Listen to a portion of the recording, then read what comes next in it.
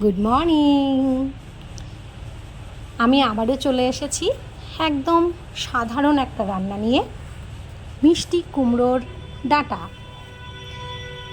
এটা আমার যদিও ভীষণ প্রিয় খাবার, জানি আমার মতো এরকম মিষ্টি কুমড়োর ডাঁটা পাগল আরও অনেকে আছেন। এর জন্য আমি নিয়ে নিয়েছি একটা মিষ্টি কুমড়োর ডাঁটার পুরো একদম লেচি। বাজার থেকে কিনে আনবার পর সবজিগুলোকে সুন্দরভাবে ছোট ছোট আকারে কেটে নিয়েছি, আর পাতাগুলো একদম কচি ছিল। সঙ্গে দিয়ে দিয়েছি সবজি, কাঁঠালের বীজ, পটল আর আলু। এগুলোকে আমি খুব ভালো করে ধুয়ে নিয়েছি। সবজি কাটবার পর 5 মিনিট যদি ভিজিয়ে রাখেন, তাহলে সবজির যে সার দেওয়া যে রঙগুলো সেগুলো চলে যায়। আমি 5 মিনিট ভিজিয়ে রেখেছিলাম, তারপরে ধুয়ে নিয়ে ঝুড়ির মধ্যে রেখে দিয়েছি। আর এদিকে একটা বাটিতে আমি ছোলার ডাল ভিজিয়ে রেখেছিলাম। ছোলার ডাল ভিজিয়ে রাখবার পর আমি এটাকে একটা মিক্সারের বাটির মধ্যে নিয়ে নিয়েছি, আর এর সঙ্গে আমি নিয়ে নিয়েছি 2 কুচি আদা, আর নিয়ে নিয়েছি 4-5টা মতো কাঁচা লঙ্কা। এগুলো আমি দিয়ে দেবার পরে মিক্সারের বাটিটা ভালো করে ধুয়ে নিয়েছি, এবং এটা পেস্ট করবার সময় দিয়ে দিয়েছিলাম 1 চামচ লবণ, তাহলে পেস্টটার সঙ্গে খুব ভালো মিক্সড হয়ে যায়।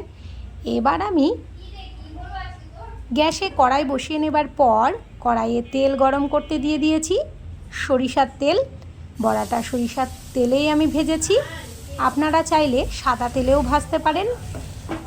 এবার আমি এক এক করে বড়ার আকার দিয়ে দিয়েছি এবং এগুলো ভেজে নিয়েছি। জাস্ট আর কি একটু আলতোভাবে ভেজে নেওয়া, যেহেতু আমি এটার ভেতরে এই ডাঁটাটার ভেতরে মিক্সড করে দেবো, সেহেতু আলতোভাবেই ভেজে নিয়েছি, বেশি কড়া করে ভাজিনি।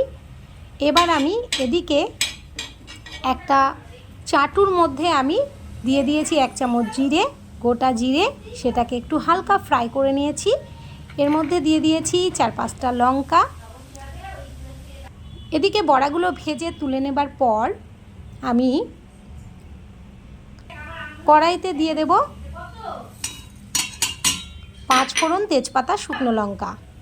আর এদিকে আমি মশলাটা করে নিয়েছি, জিরে আর লঙ্কা। মশলাটা আমার হয়ে গেছে।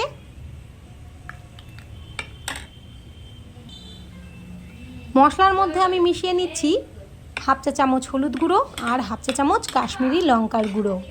এতে কালারটা খুব সুন্দর আসবে দেখতে। ভালো করে মিক্সড করে নিলাম আমি। এইবার আমি কড়াইয়ে যে 5 ফোড়ন, শুকনো লঙ্কা, তেজপাতাটা দিয়ে দিয়েছি, সেটার সঙ্গে সঙ্গে আমি কেটে রাখা সবজিগুলোকে আমি ভালো করে ধুয়ে নিয়েছি। এবার আমি দিয়ে দিচ্ছি, একটু হালকা আঁচে আমি এগুলো ভেজে নেব, তাহলে আর কাঁচা গন্ধটা থাকবে না। অনেকে চাইলে আপনারা সেদ্ধ করেও নিতে পারেন, কিন্তু আজকে আমি আর সেদ্ধ করিনি, আমি কাঁচাতেই একটু ভেজে নিয়েছি। দিয়ে দিয়েছি 1 চামচ লবণ। একটু দেখুন সবজিগুলো ভাজা ভাজা হয়ে গেছে প্রায়। এবার আমি দিয়ে দেব মশলাটা। খুব বেশি রিচ আমি করিনি, একদম ঘরোয়া পদ্ধতিতে আমি রান্নাটা করেছি, খেলে পারে পেটের যাতে কোনো সমস্যা না হয়। একদম সিম্পল রান্না। তো এবার আমি মশলাটা দিয়ে খুব ভালো করে কষিয়ে নিচ্ছি। এবার আমি এর সঙ্গেই আমি দিয়ে দেব হালকাভাবে ভেজে রাখা বড়াগুলো, এটাও আমি ভালো করে কষিয়ে নেব। এবার ঢেকে দিচ্ছি আমি। যখন দেখব কষানো হয়ে গেছে, কষিয়ে নেবার পর বড়াগুলোও ভেঙে এসছে, তখন আমি একটু হালকাভাবে নেড়ে নেব, এবং আমি এর সঙ্গে অ্যাড করব আর একটু জল। আপনারা যদি শুকনো শুকনো খেতে চান তাহলে জলটা না দিলেও হবে, আর যারা একটু ঝোল ঝোল ঝোল ঝোল খাবেন পাতলা করে গরম ভাতের সঙ্গে, তারা একটু জলটা বেশি পরিমাণে দেবেন। এর সঙ্গে আমি দিয়ে নিচ্ছি 1 চামচ চিনি স্বাদ অনুযায়ী।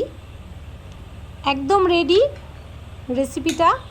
দেখুন কতটা থকথকে হয়েছে, গরম ভাতের সঙ্গে দারুণ লাগবে খেতে। অবশ্যই আপনারা ট্রাই করে দেখবেন। আর কেমন লাগলো অবশ্যই আপনারা জানাবেন। যদি ভালো লেগে থাকে তাহলে অবশ্যই আমার চ্যানেলটাকে সাবস্ক্রাইব করবেন। আর